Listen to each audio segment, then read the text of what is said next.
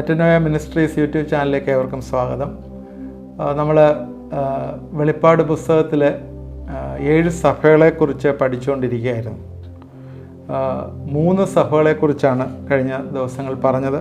Ephesus, Smyrna, പെർഗമം. ഈ 3 സഭകളെക്കുറിച്ച് 4 ക്ലാസ്സുകളിലായിട്ട് പറഞ്ഞു. ആദിമ കാലത്തുള്ള സഭയാണ്. AD 30 തൊട്ട് 100 വർഷം ഏകദേശം ആ ഒരു സ്റ്റൈൽ വർക്ക് ചെയ്ത സഭയാണ് എഫെസോസ് എന്ന് പറയുന്നത്. അതിൻ്റെ ക്യാരക്ടേഴ്സൊക്കെ ആ രീതിയിലായിരുന്നു.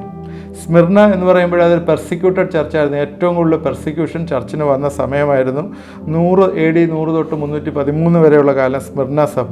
ആ സമയത്തായിരുന്നു നമ്മുടെ ബിഷപ്പായ പോളികാർപ്പിനെയൊക്കെ എക്സിക്യൂട്ട് ചെയ്യുകയും ഒക്കെ ചെയ്ത സമയം. ആ സമയങ്ങളായിരുന്നു. 3ാമത്തെ സഭ പെർഗമം സഭയായിരുന്നു. അവിടെ വന്നപ്പോഴത്തേക്ക് ശരിക്കും ക്രിസ്തീയ സഭയ്ക്കൊരു സ്വാതന്ത്ര്യം വന്നു. ആ സ്വാതന്ത്ര്യത്തോടു കൂടി തന്നെ അതിൽ ഒരുപാട് വേണ്ടാത്ത പഠിപ്പിക്കലുകൾ കയറി വന്നതായിട്ട് കാണുന്നു.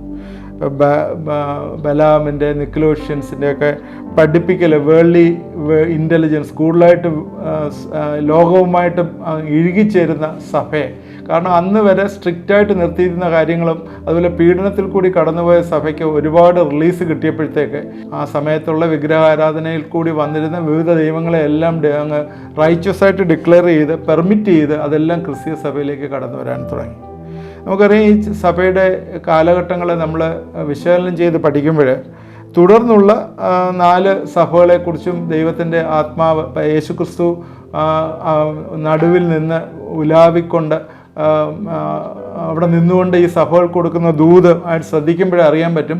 പിന്നീടും എല്ലാം ഈ തെറ്റായിട്ടുള്ള പഠിപ്പിക്കലുകളെ, ചിന്തകളെല്ലാം സഭയിലേക്ക് കയറിക്കൂടി ആ ഒറിജിനൽ വിഷൻ അതിൽ നിന്ന് മാറിപ്പോകുന്നതായിട്ട് കാണും. എന്നാലും ഇതിൻ്റെയൊക്കെ മധ്യത്തിൽ ചെറിയൊരു ശേഷിപ്പ്, ചെറിയൊരു കൂട്ടം ദൈവത്തെ അറിയുകയും ദൈവത്തെ വിളിക്കുകയും ആ സ്നേഹത്തിൽ നിൽക്കുകയും ചെയ്തു. അതിൻ്റെ കാരണം എന്താണ് എന്ന് നിങ്ങൾ ചിന്തിച്ചുകൊണ്ടുണ്ടാവും. അതിൻ്റെ കാരണം പരിശുദ്ധാത്മാവിൻ്റെ പ്രവർത്തനം ഈ ലോകത്തിൽ തടഞ്ഞിരുന്നില്ല. അത് നടന്നുകൊണ്ടിരിക്കുന്നതുകൊണ്ടായിരുന്നു അങ്ങനെ വന്നത്. അതിങ്ങനെ തുടർന്നുകൊണ്ടേ ഇരിക്കണം. എന്നാൽ കാലങ്ങളിൽ പിന്നീട് നമ്മൾ കാണുന്നുണ്ട് തൈതൈര, സർദീസ്, ഫിലദൽഫിയ, ലവദോഷ്യ. ഈ ചർച്ചസിലെല്ലാം തന്നെ നോക്കിക്കഴിഞ്ഞാലും അറിയാം ഇതുപോലെ വേൾഡ്ലി ആയിട്ടുള്ള കാര്യങ്ങൾ കയറി വന്നതായിട്ട് നമുക്ക് കാണാൻ പറ്റും. ഏറ്റവും ലാസ്റ്റിലുള്ള ലവോദിക്ക അല്ലെങ്കിൽ ലവദീഷ്യ എന്ന് പറയുന്ന സഭയിൽ ഒരു വേൾഡ് മയം, അതാണ് ഇപ്പോഴത്തെ ഒരു ട്രെൻഡ്, അത് ഇപ്പോഴത്തെ ഒരു സഭ സ്റ്റൈലാണ്, അത് വന്നതായിട്ട് കാണാം. എന്നാൽ ഒരു കാര്യം പ്രത്യേകിച്ച് നമ്മൾ ഈ അടുത്തുള്ള 4 സഭകളെക്കുറിച്ച് പഠിക്കുമ്പോഴും ഇതിൻ്റെ ഈ ഒരു സഭയുടെ ക്വാളിറ്റീസ് അല്ലെങ്കിൽ ഈ സഭയുടെ ചില കാര്യങ്ങൾ അന്ത്യകാലത്ത് എന്ന് വെച്ചാൽ ഈ കർത്താവിൻ്റെ 2ാമത്തെ വരവിൽ ഈ സഭകളുടെ ചില ഭാഗങ്ങൾ കാണപ്പെടും എന്ന ക്യാരക്ടറിൽ നിന്ന് മനസ്സിലാവും. അതാണ് ഈ 4 സഭകളുടെ ഒരു പ്രത്യേകതയായിട്ട് എടുത്ത് പറയാനായിട്ടുള്ളത്. നമ്മളിനി അത് പഠിക്കുമ്പോൾ അതിനെക്കുറിച്ച് പറയും. ഈ 4 സഭകളുടെയും ക്യാരക്ടറിലുള്ള സഭകൾ അവസാനം കാണും. നമ്മൾ ലവോദിക്ക മാത്രമാണ് ഈ സഭയെന്ന് അവസാന കാലങ്ങളിലുള്ള സഭയെന്ന് പറയുമ്പോഴും ഈ 4 സഭകളിലുള്ള ക്യാരക്ടേഴ്സ് ഉള്ളതെന്ന് വെച്ചാൽ അവിടെയുള്ള ചില ചിന്തകൾ അതിനകത്തുണ്ട്. ഞാനത് നമ്മൾ ഇനി തുടർന്ന് പഠിക്കുമ്പോൾ അതിനെക്കുറിച്ച് ചിന്തിക്കാം. ഇന്ന് നമ്മൾ പ്രധാനമായിട്ട് തുയൈഥൈര സഭയെക്കുറിച്ചാണ് നമ്മളിന്ന് ചിന്തിക്കുന്നത്. വെളിപ്പാട് പുസ്തകം 2-ാം അധ്യായത്തിൻ്റെ 18 തൊട്ടുള്ള വാക്യങ്ങളിലാണ് അതിനെക്കുറിച്ച് പറയുന്നത്. ആ വാക്യങ്ങൾ വായിക്കാം. അതിനു മുമ്പ് ചെറിയ ഒരു ഇൻട്രൊഡക്ഷൻ അതിനെക്കുറിച്ച് പറയാനായിട്ട് ആഗ്രഹിക്കുന്നു.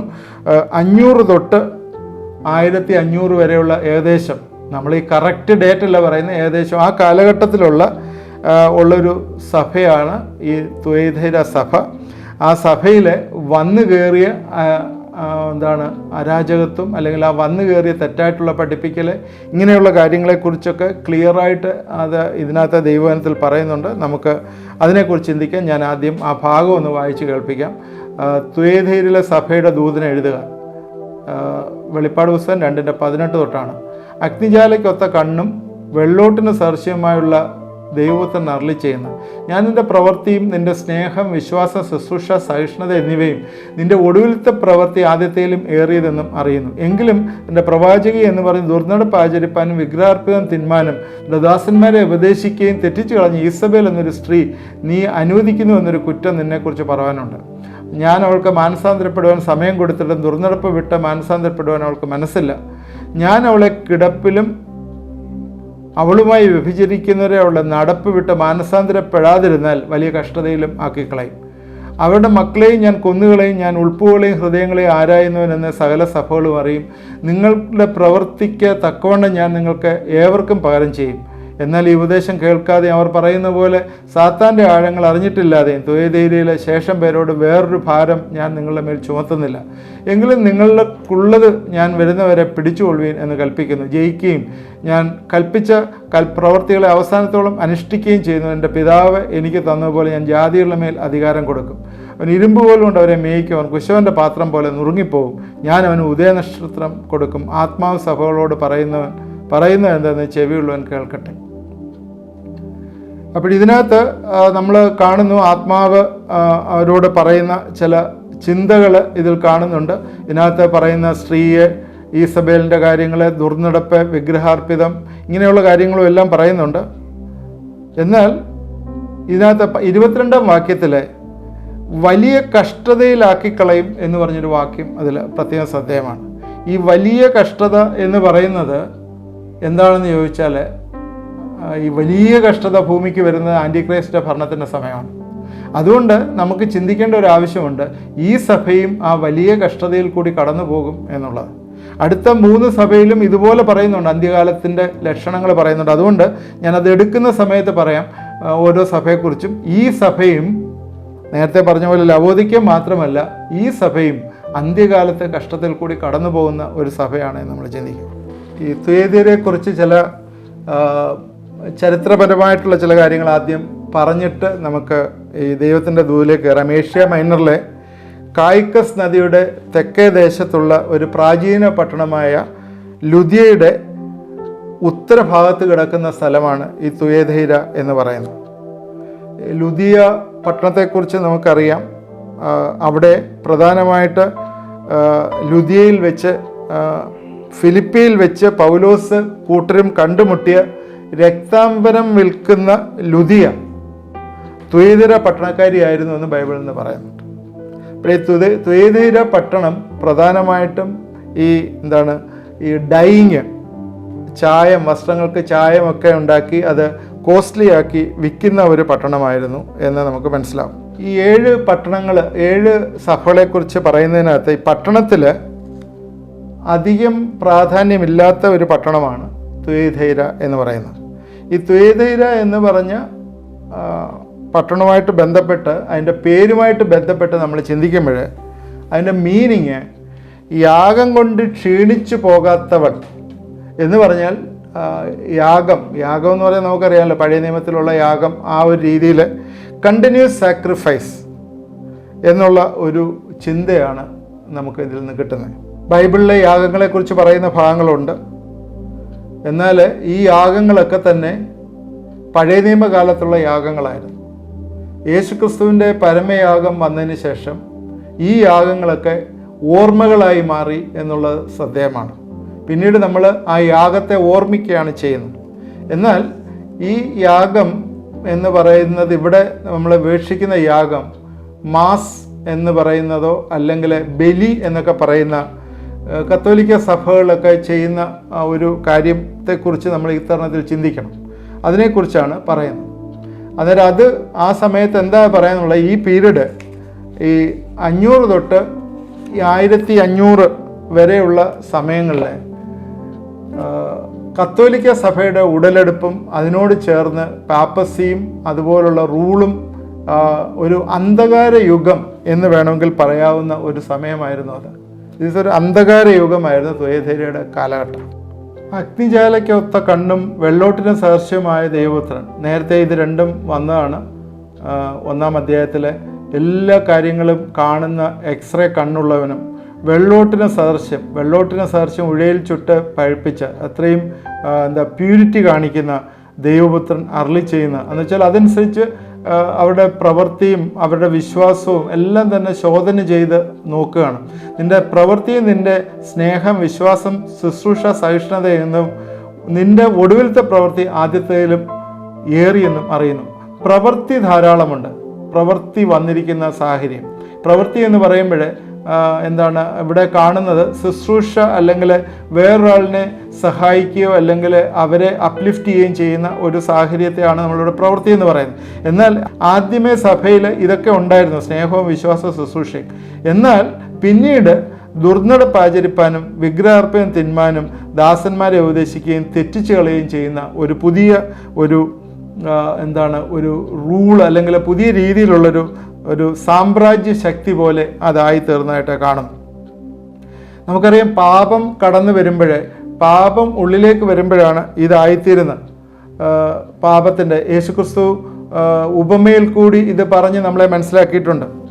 ഈ മത്തായിയുടെ സുവിശേഷം 13-ാം അധ്യായത്തിൻ്റെ 31 വാക്യങ്ങളിൽ സ്വർഗരാജ്യത്തെക്കുറിച്ച് യേശുക്രിസ്തു ഉപമ പറയുന്നുണ്ട്. കടുക് മണിയോട് സദൃശ്യമായിട്ടുള്ള സ്വർഗരാജ്യത്തെക്കുറിച്ച്.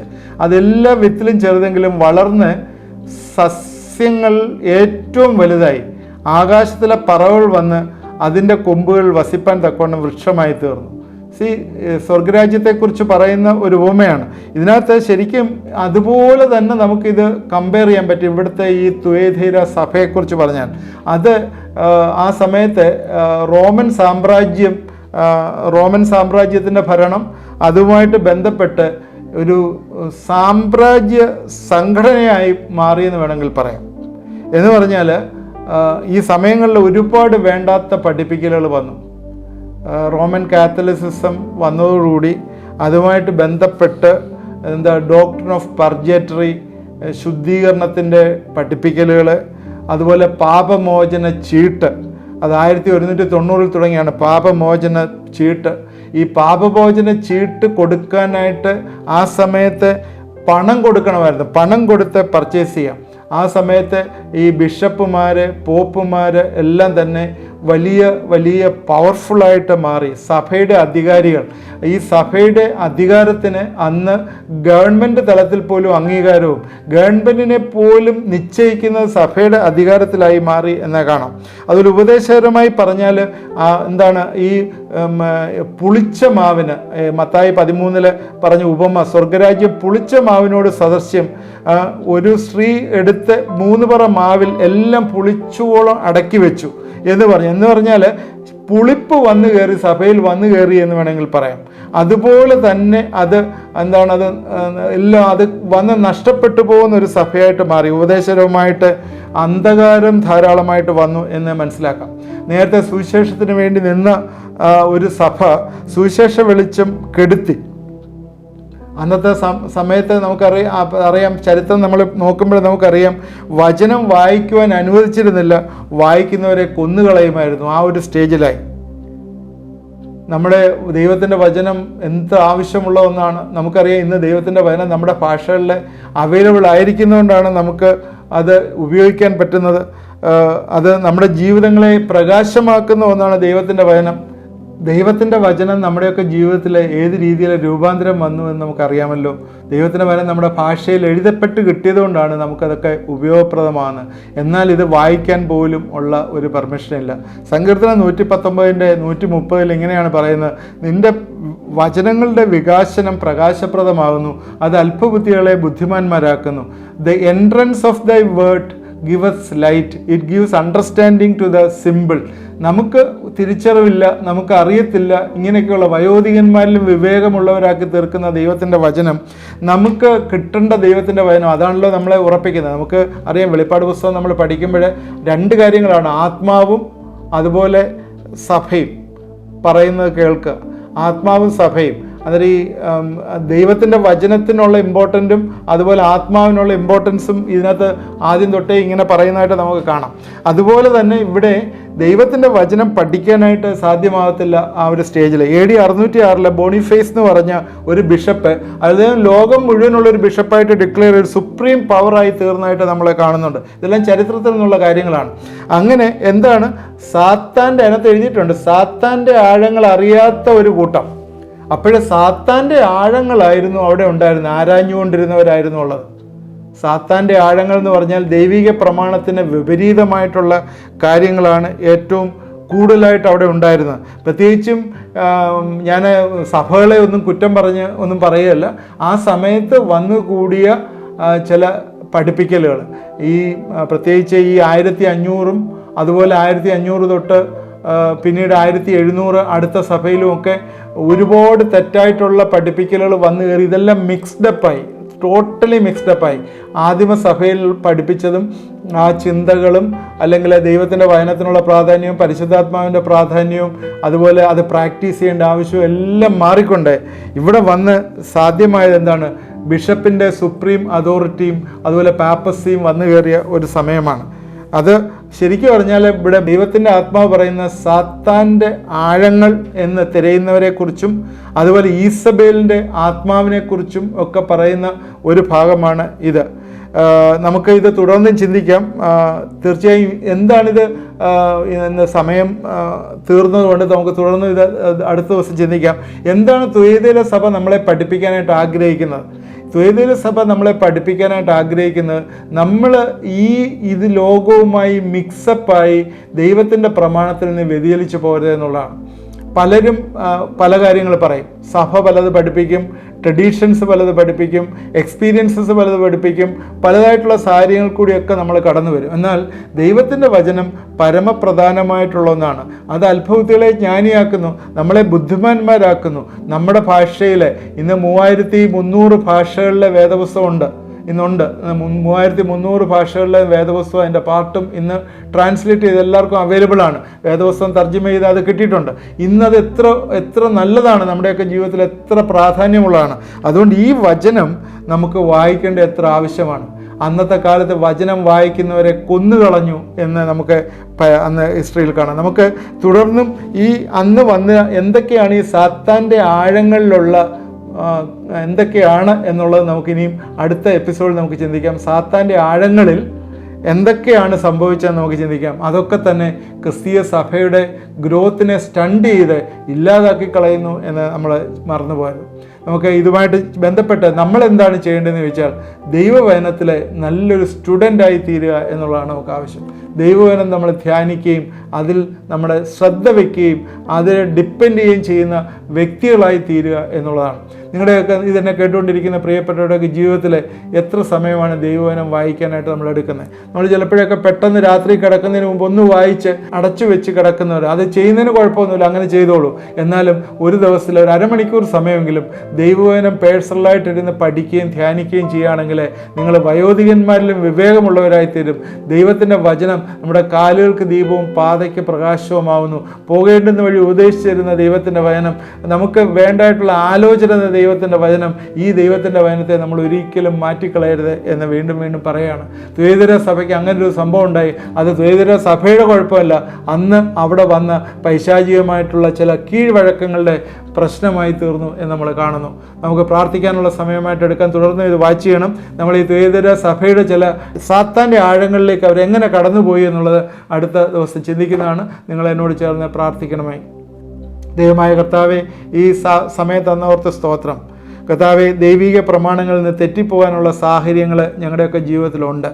എന്നാൽ ദൈവത്തിൻ്റെ വചനം ഞങ്ങൾക്ക് എഴുതി കിട്ടിയിരിക്കുന്നതിനാൽ അത് ഞങ്ങളുടെ കാലുകൾക്ക് ദീപവും പാതയ്ക്ക് പ്രകാശവുമായി തീരുന്നുവെന്ന് ഞങ്ങൾ അറിയുന്നു. അതിനാൽ നിൻ്റെ കരങ്ങളിലേക്ക് ഞങ്ങളെ സമർപ്പിച്ച് പ്രാർത്ഥിക്കുന്നു.